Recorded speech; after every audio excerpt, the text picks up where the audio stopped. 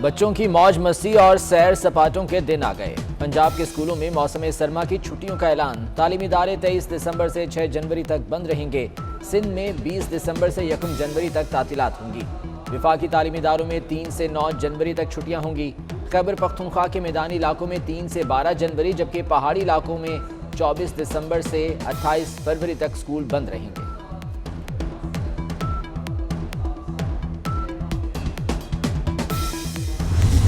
हफ्ता और सोमवार को लोकल हॉलीडे होगी। ये बहुत अहम कॉन्फ्रेंस है, इसलिए हम सिक्योरिटी के तमाम इक़दामात अपनी फ़ौज, अपने सिविलियन अदारे और अपनी एजेंसी से CDA और इस्लामाबाद पुलिस से मिल के कर रहे हैं। इस्लामाबाद में 18 से 20 दिसंबर तक छुट्टियां।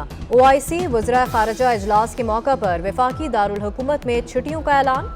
शहर में मोबाइल फ़ोन सर्विस बंद नहीं होगी। लोगों को आने जाने में मुश्किलात होंगी। वज़ीर दाखिला शेख रशीद की गुफ्तगू। इजलास के लिए सिक्योरिटी प्लान तैयार। रेड जोन में गैर मुतल्लिका अफराद का दाखिला ममनू होगा।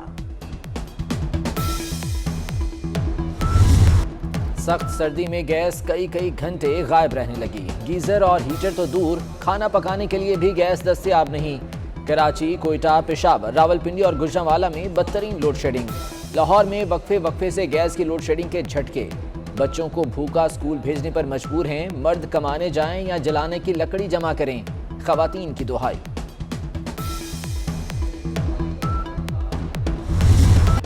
पीपल्स पार्टी का गैस बहरान पर मुल्कगीर एहतजाज। कराची, इस्लामाबाद, गुजरांवाला, रावलपिंडी में जियाले सड़कों पर निकल आए। हैदराबाद, सक्खर, लाड़काना में शदीद एहतजाज। फैसलाबाद, मुल्तान, लिया, चिन्योट में भी मुजाहरे। कराची में लसबेला चौक पर सबसे बड़ा एहतजाज। आने वाले दिनों में कोयला और लकड़ियां भी नहीं मिलेंगी। सईद गनी ने खबरदार कर दिया, कहा इमरान खान की हुकूमत ही मनहूस है। लकड़ियां लाते हैं, कोयला लाते हैं, अब थोड़ा वक्त रह गया है कि लकड़ियों की भी किल्लत हो जाएगी और कोयला भी नहीं मिलेगा। कि ये नालायक, नाअहल वफाकी हुकूमत जो हम पर मुसल्लत हुई है। 3 वक्त गैस देने का वादा भी झूठा निकला। मसला गैस बहरान नहीं, हुकूमत की करप्शन और नाअहली है। अपोजिशन लीडर शहबाज शरीफ की तनकीद। कहा लोकल तो क्या, बरामदी सनत को भी गैस बंद है। ये नालायकी और करप्शन नहीं तो और क्या है। सनतों को गैस नहीं मिलेगी तो टैक्स कहां से वसूल होंगे। हुकूमती दावों के बावजूद मुल्क में महंगाई का राज बरकरार। माहाना 17,000 रुपए कमाने वालों के लिए शरह 21% तक पहुंच गई। रवा हफ्ते के दौरान 17 अशिया की कीमतों में इजाफा हुआ। दालें, घी, बिजली और लकड़ी महंगी। दाल मसूर की फी किलो कीमत 7 रुपए 98 पैसे बढ़ गई। नमक भी महंगा, फी किलो कीमत 30 रुपए हो गई।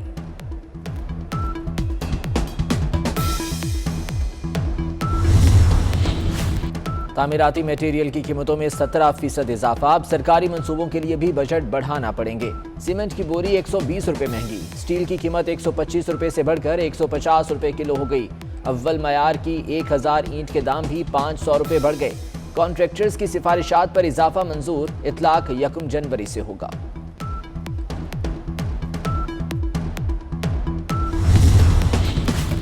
मुझ पर नहीं, ऑपोजिशन पर बात होनी चाहिए। वजीर आजम ने अपने बारे वजीहुद्दीन के बयान पर तर्जुमानों को तबसरों से मना कर दिया। कहते हैं ऑपोजिशन रहनुमाओं ने मुल्की खजाना लूटा। मनी लॉन्ड्रिंग ना होती तो मुल्की हालात ऐसे ना होते। शहबाज शरीफ को पाई पाई का हिसाब देना होगा। मौशी बेहतरी के बाद महंगाई में मजीद कमी आएगी। तर्जुमान महंगाई कम होने की उम्मीदों से मुतालिक आवाम को आगाह करें।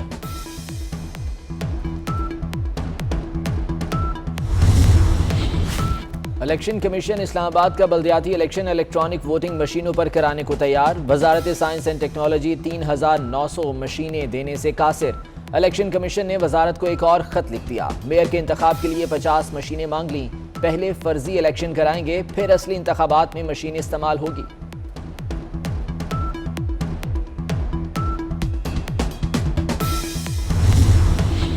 ख्वाजा आसिफ के खिलाफ हरजाना केस। वजीर आजम की ई कोर्ट के जरिए हाजिरी। इमरान खान ने अपने बयान हल्फी में इल्जामात को बेबुनियाद और मन घड़त करार दे दिया। वजीर इत्तलात फवाद चौधरी की लीगी रहनुमा पर तनकीद। कहा शौकत खानम फंड्स के गलत इस्तेमाल का इल्जाम लगाया गया। इल्जामात लगेंगे तो पाकिस्तान में फलाही काम कौन करेगा? माजी की तरह इस बार भी ख्वाजा आसिफ का मुंह काला होगा। और हमेशा की तरह एक बार फिर ख्वाजा आसिफ झूठे साबित होंगे। ज़िंदगी में उन्होंने कभी सच नहीं बोला और इस तरह के मुकदमात में इंशाअल्लाह एक दफ़ा फिर उनका मुंह काला होगा। तामीराती मटेरियल की कीमतों में 17% इजाफा। अब सरकारी मंसूबों के लिए भी बजट बढ़ाना पड़ेंगे। सीमेंट की बोरी 120 रुपये महंगी। स्टील की कीमत 125 रुपये से बढ़कर 150 रुपये किलो हो गई। अव्वल मयार की 1000 ईंट के दाम भी 500 रुपये बढ़ गए। कॉन्ट्रैक्टर्स की सिफारिशात पर इजाफा मंजूर। इतलाक 1 जनवरी से होगा।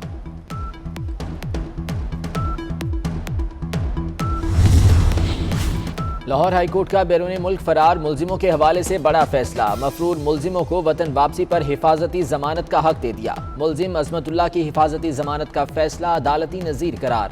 तहरीरी फैसले में लिखा, किसी शख्स के लिए जिंदगी और जाती आज़ादी से बड़ा कोई तोहफा नहीं हो सकता।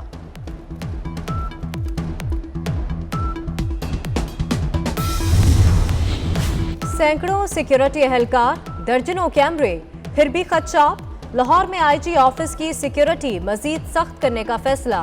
6 मंजिला कॉम्प्लेक्स को बम प्रूफ बनाया जाएगा। हंगामी सूरत हाल में स्ट्रांग रूम तैयार। 3 दरवाजे बम प्रूफ होंगे। आईजी, एडिशनल आईजीज, डीआईजी समेत तमाम स्टाफ बिल्डिंग में मुंतकिल होगा।